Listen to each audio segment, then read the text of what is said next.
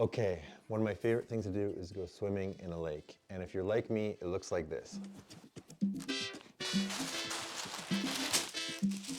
We live in this house. And we live in a populated area. And there's one lake we could go swimming at, but it's kind of polluted. And there's another lake we could go swimming at, but that one's really crowded and always busy. And then there's a third option. It's this lake outside of town. The lake outside of town requires us to get into our nice car, drive through all the traffic of the city, and then drive across the countryside to get to it, which isn't a bad option, but there's a fourth option, and that's the one we tried. Whew. So,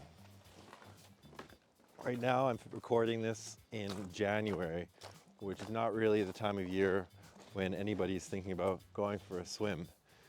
But I wanted to give you a bit of a lay of the land and pitch this idea to you that maybe you could build your own swimming hole. Before I get into it, I just wanted to show you what it looks like right now. And the fact is I'm actually walking on top of the swimming hole. But I want to give you an idea what it was like before we renovated it. So basically, most ponds look like this. It's a basin that fills up with water.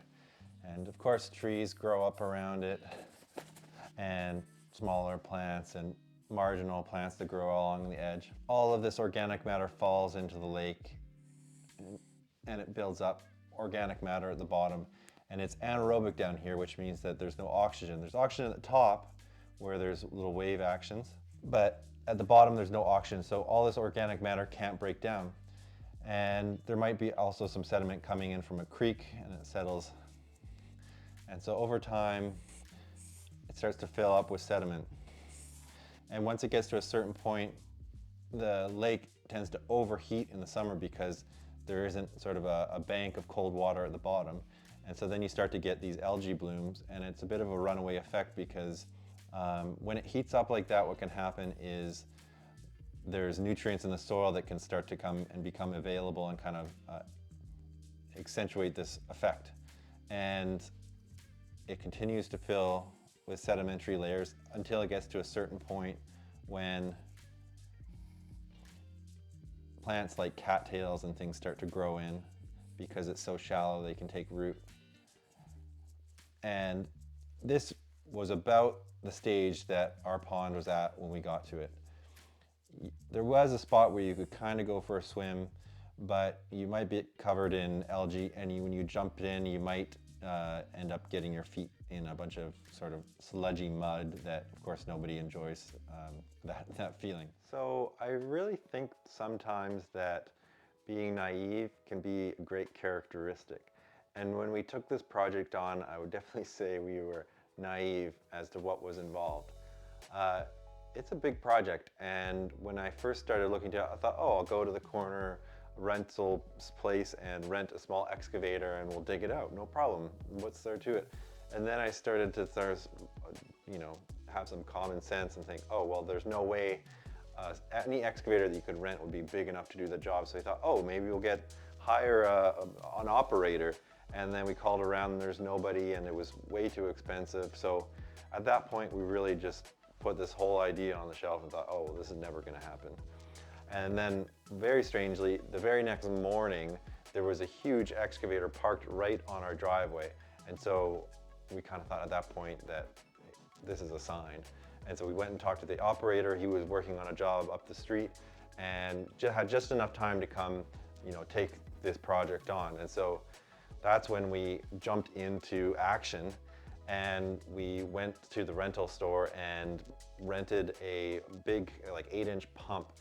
We jumped in there and we're trying to save every single tadpole and frog. And when we started to get to the very bottom, we found a bunch of brook trout and these large, like not exaggerating, freshwater clams like this. And then the excavator rolled in, and we were ready for it. And it came in with this big claw and started pulling out massive amounts of soil from inside of what was the pond and dumping it onto the backside, and shoveling and dumping all the way along and widening the dam and repairing where it had failed before. and building that all up to be structural. And then we left the backside of the pond so that there'd still be lots of habitat for all the salamanders and newts and frogs and everything. So that was like a flurry of activity. All these big movements were happening, and it took about 2 days, and then all of a sudden it was quiet. And this big rainstorm came right when we finished, and the water filled up in the pond, and there was sort of relative calm. And it actually didn't take too long for the water to become fairly clear. At that point, we were kind of celebrating that we had made this swimming hole, and a couple friends went in for a swim, even though it was sort of late October. And then a month later, kind of disaster struck at that point, and it became apparent that we had installed these 3 large culverts. They were about so a couple were this big, a couple were that big, and they were not big enough. And so what happens is you have this big watershed here, and it's catching rain, it's coming down the side of the hill, and it's running through the pond. And if all that water can't make it through those culverts, then it starts to go past, up over, and spill over the backside of the dam. And it will erode the dam, and it has this exponential effect of eroding a little bit, causing more turbulence, and then that more turbulence pulls away more sediment, and that sediment, so it's sort of more and more, and then within 5 minutes, the whole dam can fail, and all of that water that you're storing, thousands and thousands and thousands of liters, can blow out downstream and cause total destruction and loads of damage, environmental, and if people living downstream, it's like bad news. And so that started to happen. The water built up past the culverts and was getting to that point of spilling over. Another crazy rain event, and the pond's overflowing. Everything happened so quick that I didn't really document it. It went from fine to overflowing in like a half an hour. So emergency spillway was created right here. Dug it down, so there's a low spot, covered it with tarps, sort of tiling it. The water can travel over the tarps and down the other side of the dam. But just evidence that culverts need to be way bigger. It's just a redesign for crazy events, because it's very stressful when you think your dam's going to go. Because that would be a big, big, big mess. So at that point, it became clear that we needed an upgrade. We need more culverts to deal with these crazy rain events that we're having. And so I picked up a couple secondhand culverts, and we're gonna throw this one in here. It's really long, and try and get that to be the main drain, and then measure the water and see if it's worthwhile to put a micro hydro in here, see if we could generate some electricity.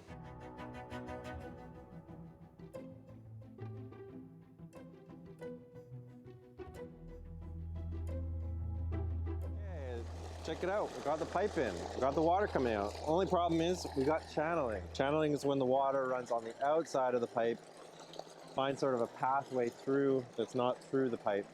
And over time that can get worse and worse as it erodes the soil out. So before we go any further, basically have to go a step back and pull the pipe out, try and solve that problem. I'm gonna try and solve that by filling it in with clay and packing it better.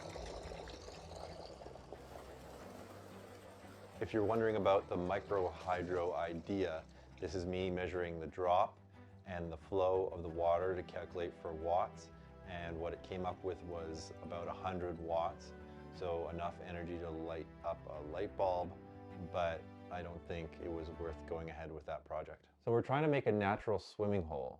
So if you think about nature, watercolor and water cleanliness or clearness is varying.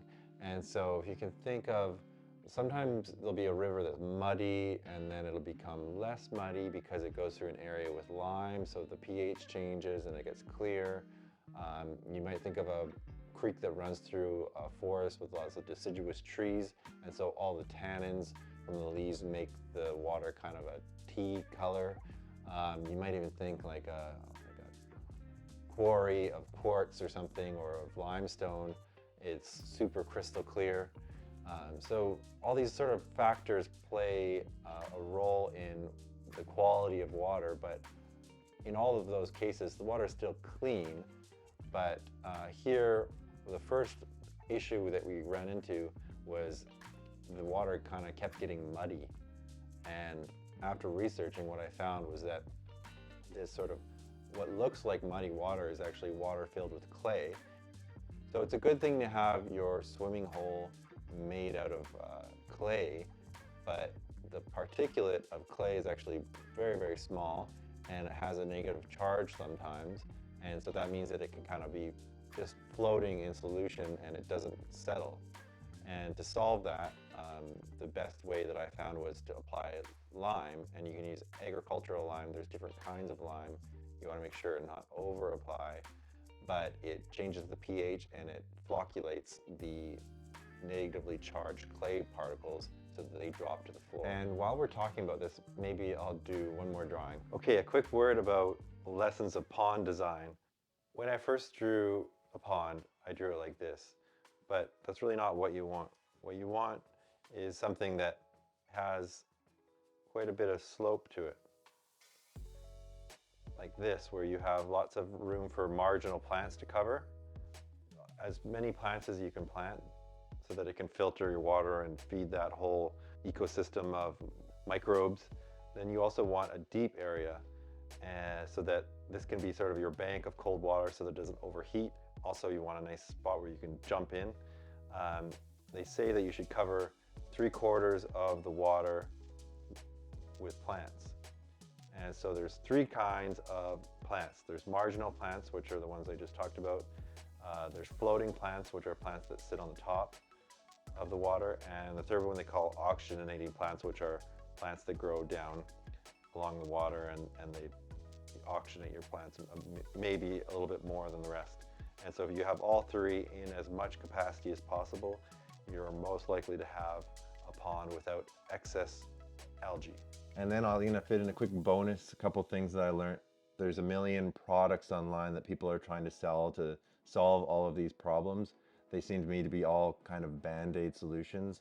There's a bunch of products for flocculating the clay particles, for balancing the bacteria and everything. I think a more long-term solution for those is to have a proper amount of plants. One more thing that I see commonly done is use specialized compressors to pump air into the bottom of the pond and have a diffuser that creates bubbles. The idea is that this oxygenates your water and it makes it so that more fish can live in there and keeps it more clear. I don't know if it's a necessity. I did install one, but I haven't had it running long enough to, or being able to sort of compare what it would be with or without that. I've been a small-scale organic farmer for 10 years, and what I found is that sometimes you feel like you're working with nature. Sometimes you feel like you're working against nature. And this project, it's been a chance to work with nature more than against nature. And I think, you know, if you come into it with enough respect for nature, I guess if you just kind of look back in history of humans trying to conquer nature, and then it just sort of comes back with a vengeance.